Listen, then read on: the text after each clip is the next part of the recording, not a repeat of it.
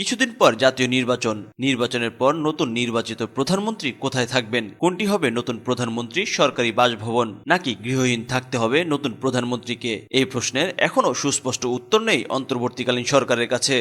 সরকারের উচ্চ পর্যায়ের বিষয়টি নিয়ে মাসের পর মাস আলোচনা চললেও দুটি প্রস্তাবের কোনোটি এখনও চূড়ান্ত করা হয়নি। ফলে আগামী সরকার গঠনের আগ পর্যন্ত নতুন প্রধানমন্ত্রীর ঠিকানা অনিশ্চয়তার মধ্যেই রয়ে গেল।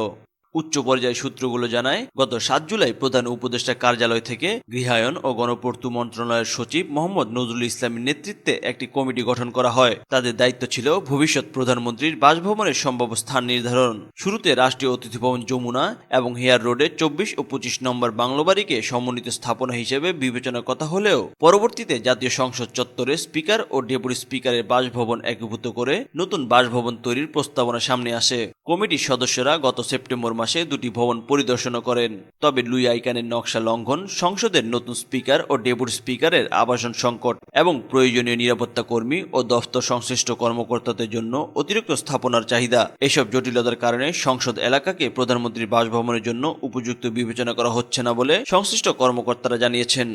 এছাড়া প্রকল্প অনুমোদন ও বাজেট বরাদ্দের বিষয়েও কোনো প্রস্তুতি নেই।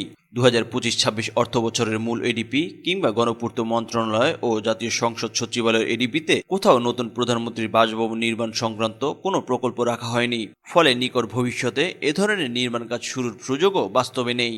সর্বশেষ আওয়ামী লীগের সরকারের সময় প্রধানমন্ত্রীর সরকারি বাসভবন ছিল গণভবন। গত বছরের গণ অভ্যুত্থানে গণভবন ক্ষতিগ্রস্ত হয় এবং সেটিকে জুলাই গণ অভ্যুত্থান স্মৃতি জাদুঘর ঘোষণার সিদ্ধান্ত হয়। বর্তমানে প্রধান উপদেষ্টার বাসভবন হিসেবে ব্যবহৃত হচ্ছে রাষ্ট্রীয় অতিথি ভবন যমুনা।